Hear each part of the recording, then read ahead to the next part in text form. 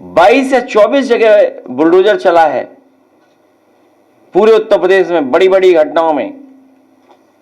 उसमें 22 लोग पीडीए के लोग हैं, 22 लोग पीडीए हैं जिनके ऊपर बुलडोजर चला है।